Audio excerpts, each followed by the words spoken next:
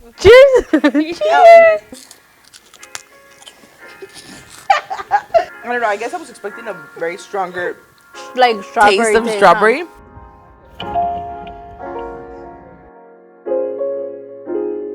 Different flavors. Ooh, I want to try banana. I wonder if it has like a strong banana taste. Huh? The mango one. The melon, the melon, like the honeydew, that's one of my favorites. Like, for example, like you have parents, you know how like your Mexican parent, they like the, what do you call it, la nieve de nuez? Uh-huh. So, like, if your parent want to try something new, I would recommend the honeydew melona or this one. Like, it's really good too. Yeah. I mean, definitely. I mean, what is it? We live in LA. If you didn't know where we live, we live in LA and the heat is coming. So go to your local store that can carry it. Mine is the giant dollar that I have like down the street. They have some of these. But I would really suggest getting some. Really good. Really tasty. For like. Really tasty. But if you want to do some reference, what is it? Be like those martyrs and don't let your faith go cold like this popsicle. Wow. That's good, that's good. No pun intended. No pun intended. But no, yeah, like the whole like the Korean model are very like fascinating, especially even though like they're being persecuted.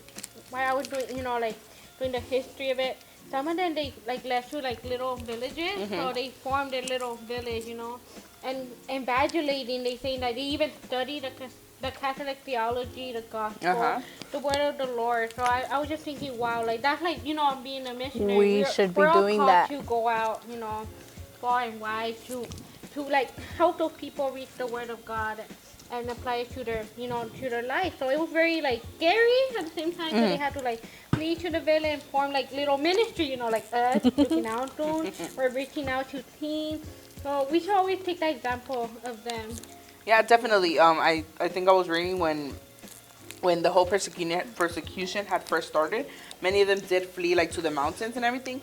And that's like very brave in general, I think, because it's like you live obviously you have your home, you have everything with you, and then there's people who are gonna basically run you out of your home and not take, basically I'm sure they didn't even take anything with them. Maybe, I don't even know, I would have to do a little more research on what exactly they were carrying with them. You give me like a reference like from the gospel, like the word of God, where like Jesus said like drop everything your belonging and come follow me. So that's So true. true. Like, okay, we You're have to right. leave. Because I remember someone and they wanted to return themselves to the king, and the Catholic Church like from China or other, they encouraged them, no, don't return, go out, like far away, and we are called to go out into the deep. We're not supposed to go out.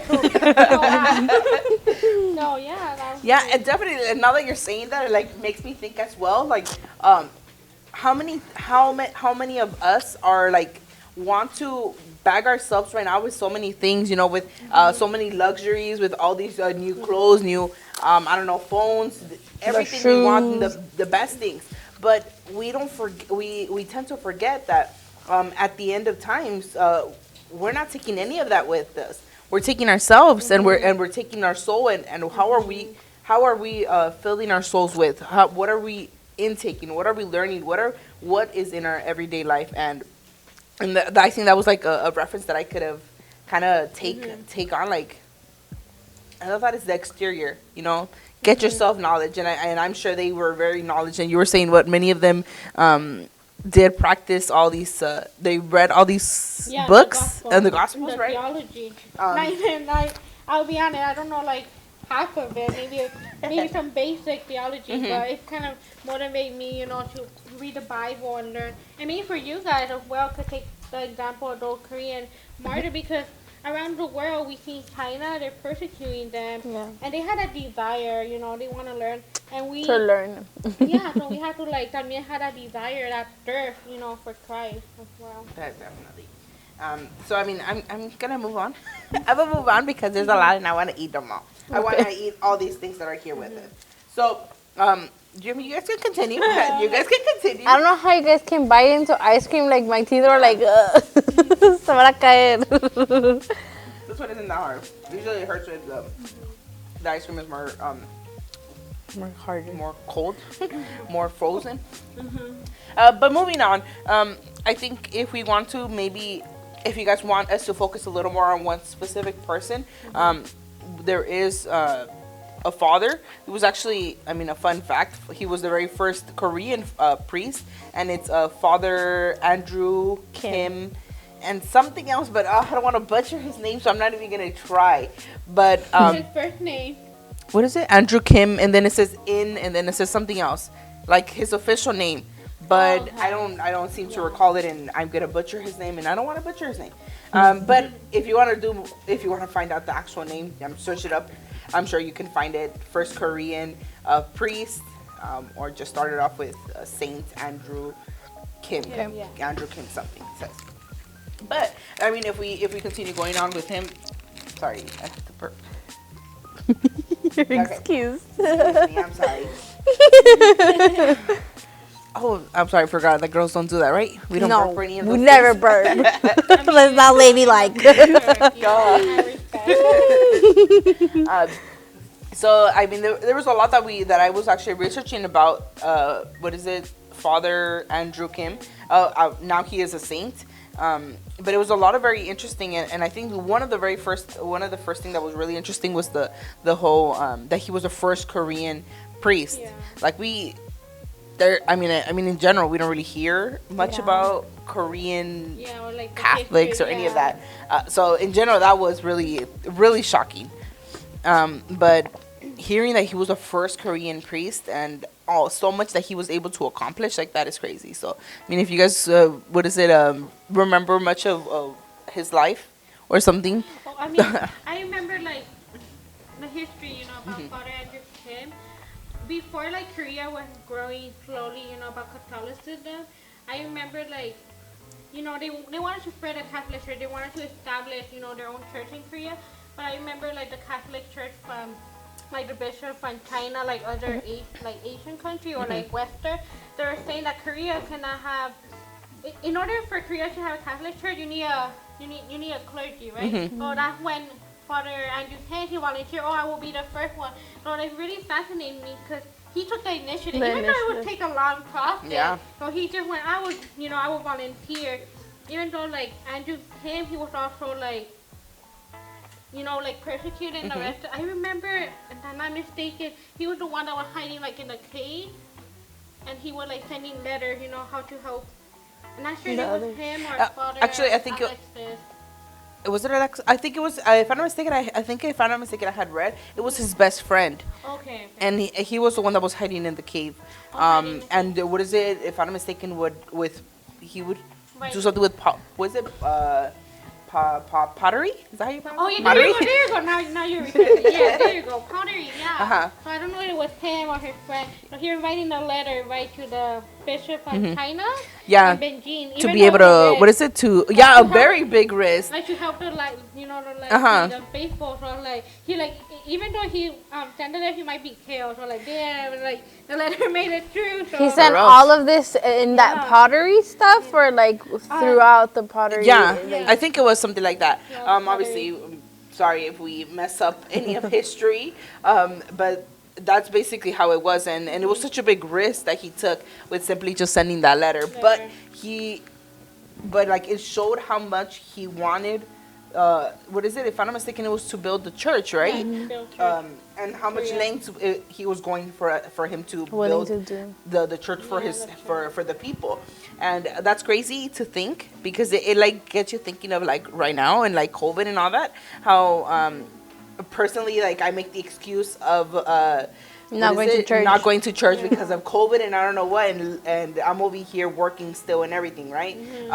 So it gets you thinking that like there's one person here who is going to all these lengths to be able to create a church, and me over here that maybe it's a 5-10 minute walk from home. I don't want to do it because I have X, Y, and Z. COVID. Yeah, because of COVID. That's true. So I don't know. It was crazy. It was crazy to think Yeah. that he's risking his life over here to build a church, and me making excuses, and how many of us maybe make those same excuses. And I think Right? that kind of goes back to like what Diane mentioned of how we take our faith for granted because all these people, they again, like, they were persecuted for it, for going to, well, maybe mass wasn't mass or, still, like- but it was growing, and the faith itself was growing as well. And we have that faith. We already have it established in our hearts and our soul, and in our mind and everything. And we don't do what we can to nourish it or to continue doing that. So I think I don't know who it was, but one time they mentioned how they would have to do mass underground and like things like that. So I believe they did have that, or like also in China. Yeah, but they wanted to get up from there. They wanted to be out there. yeah, so like they did all of that, just so that they wouldn't get caught. And like here we are, like where we have the opportunity to do all of these things, and we still don't do it. So it's like going back to just taking our faith for granted, and obviously that's not something that we should be doing. So yeah, or like that, like like lack of faith, that relationship with God. Yeah. Like, I'm pretty sure they accepted Christ in their heart, and they had that relationship with Him. So. Alrighty. So yeah, let's move on to more food. There's a lot of food, but there's a lot of information. yeah. My goodness. Okay, so I already opened them because I was tempted on how to taste it. So Well, I don't know what it says, but they're honey dip snacks. Oh. Honey dip snacks. I'm not a really big fan of honey. Really? But I love honey. You seem like a person that is too funny. yeah, they're good. They're honey dip snacks. They look like the churritos, the Mexican churritos that you put in your fingers. Oh, it tastes like chicharrón. I don't know. Like Fritos. I don't know. I get the Frito vibe. Bye. Onion ring? Really good. You don't taste the honey.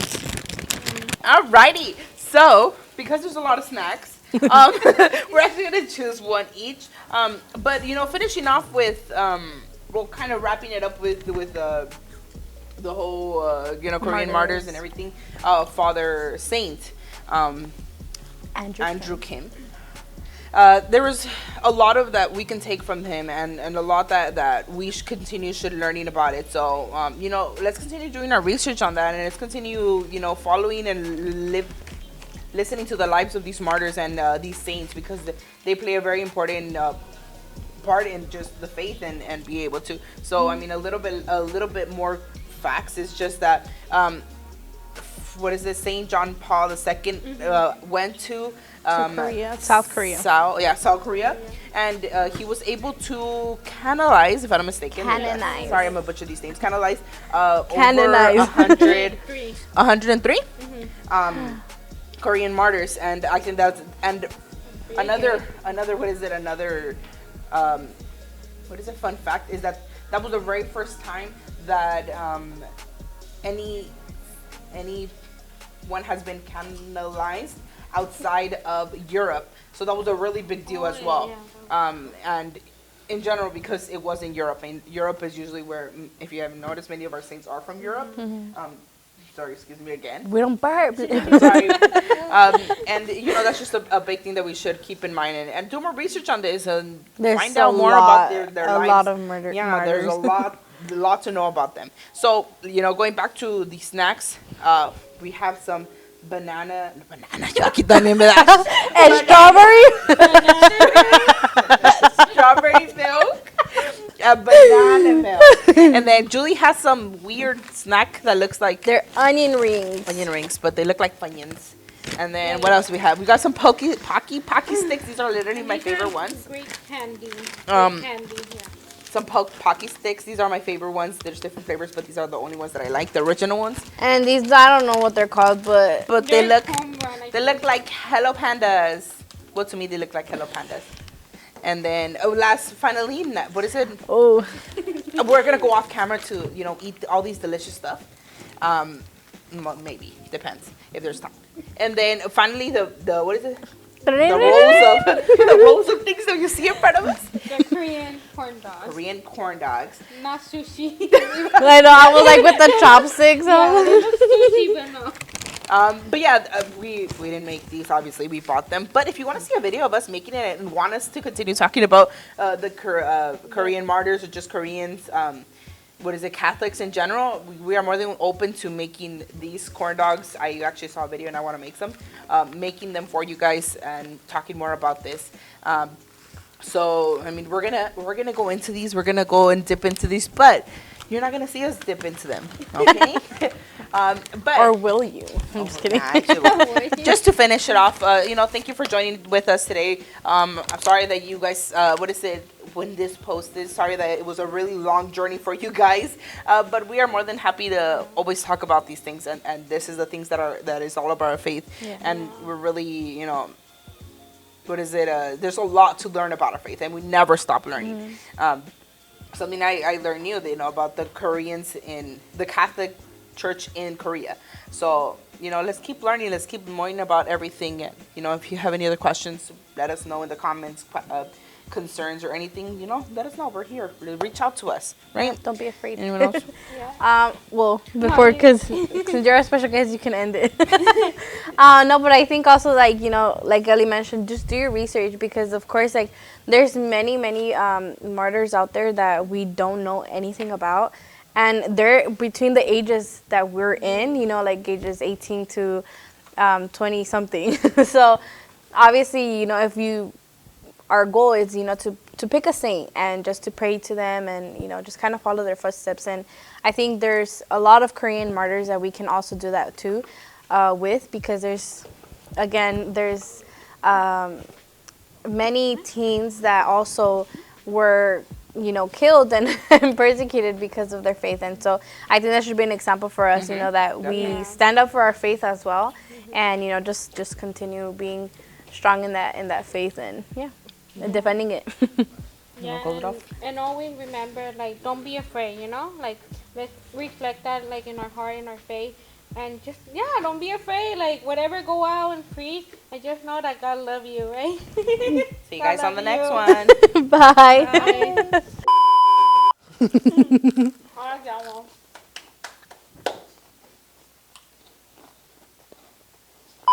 You know what this tastes like? Have you ever tried cream puffs? No. Nah, sorry, not boots.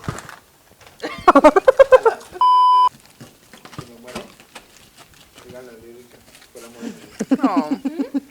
Good. They are good. Hello. Open your mouth.